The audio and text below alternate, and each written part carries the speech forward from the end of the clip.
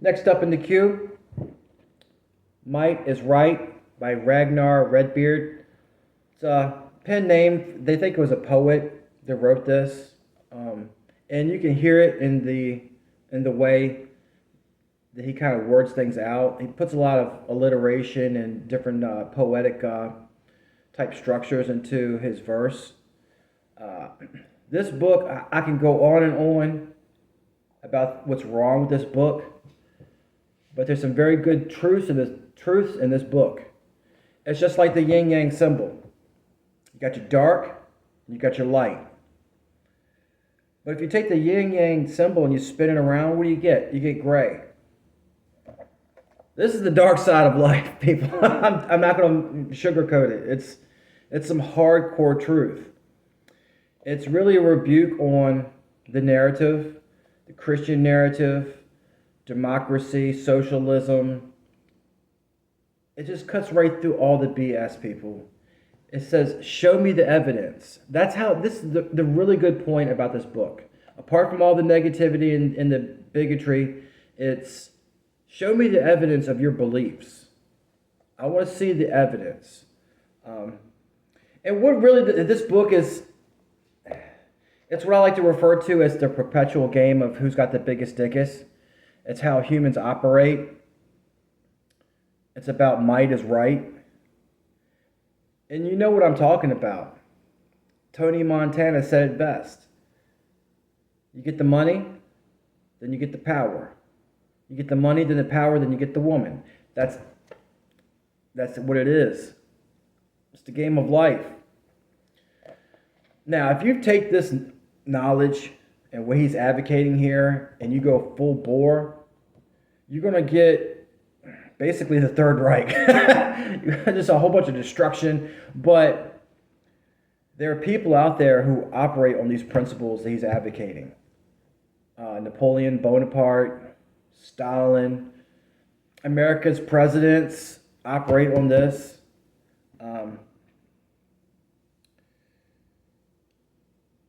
You're going to get people like Genghis Khan if you take this stuff to full fruition. All right? It's a good feather to have in your cap to not really just to be a muppet. Okay? Don't be a muppet. Don't be a fool. All right? Realize the real stuff that's going on. What's really going on. Not the narrative of Christianity or whatever religion you might subscribe to that you were born into, your political thoughts like socialism and democracy and capitalism and whatever ism you can think of. It cuts right through all of it. And it says, show me the evidence. Show me the proof. I want to see the proof. Now, if it's cynical as hell, don't get me wrong, but it's truthful. It's like from reading the book, you kind of can infer that Ragnar Redbeard was an American because he refers to us a lot when he's talking about Americans, and it was written around the turn of the last century. So a lot of the stuff is very relevant to today. It's highly relevant because it's the same stuff over and over again. Humans are going to human. They're going to do the same ignorant crap all over and over and over again, and they don't learn anything from history. But Americans like to tell them stuff. They like to tell themselves this narrative that, oh, America's the home of the brave, the land of the free. We're just free people, and everybody's, jealous. They want to be Americans because we're so free. Okay, I want you to think about this. When you're born in the United States, they take a sample of your blood, they fingerprint you, and they give you a number. That's the same thing they do to people when they go into prison. All right? So don't be a muppet. Don't be stupid about your life. Realize that there are people out there who operate like this. They're straight up wolves. Sometimes they're wolves in sheep's clothing. Sometimes they'll just be up front and let you know, hey, see my fangs? I'm a wolf. I'm going to eat you. You can ride with me if you want to. You can get on the bandwagon, but I'm a wolf. I'm going to do wolf type stuff. All right? I'm not a snowflake. I don't care about pronouns. Whatever kind of nonsense you've got about religion or there's some kind of magic man in the sky is going to come and save you. No. We're going to get this money. We're going to get the women. We're going to get everything. And we're going to be ruthless about getting it. Straight up. So that's one of the reasons I like this book. It's in my library, but at the same time, that's not really the direction I'm going in because I'm not. Well, I mean, I can be ruthless, but at the same time, I mean, wow. I mean, the world has enough Pol Pots in it. Okay, there's enough people getting bombed and killed every day. That's not the direction I'm going, but it's useful to know. Because if you don't have any of that cold bloodedness in you, then you could get run over by a freight train and it's going to take advantage of you. You have to have a little bit of knowledge, a little bit of street smarts, a little bit of book smarts. Have a little bit of swagger to you. Have a little bit of no nonsense. Go out there and get some. That's what this book is all about. Now, he could have written it in a different way. He's just straight up ruthless and rude and just obnoxious and bigoted as hell. But you have to consider the man who wrote the book. You know, we're talking about a wasp living in America during the turn of the last century or the previous century, 1800s. You would not find people talking about equality and, you know, well, you would. Like even Abraham Lincoln, the great liberator. Go back and look at some of the stuff that he wrote. He was not exactly a humanitarian. He burned down half the country with the Union Army. People starved to death because of the things that he did. Go and look at the statue of the Lincoln Memorial up in Washington, D.C. His hands are resting on two fasci people. This is nothing new.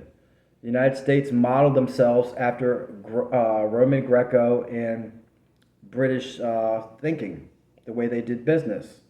It's making that money. It's a business, people. You need to know how certain people think in this world. Because if you don't, you're going to get eaten. But the book is really good. The guy who wrote it, whoever he may have been, was very literate and articulate. And just the stuff that he knows in here is like, wow, where do you get these? Nobody uses words like that anymore. That's kind of like the bonus of this book. There's no slouch. Bigoted as hell, but no slouch.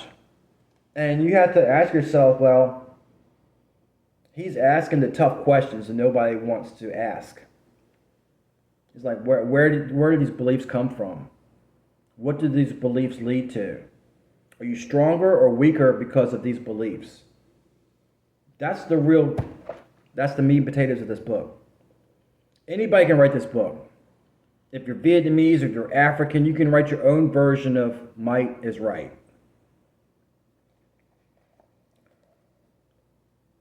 Get the book, read it, and take what usefulness you can out of it. Some of it you just have to disregard because it's like, man, he's talking about me. He says I'm inferior, you know.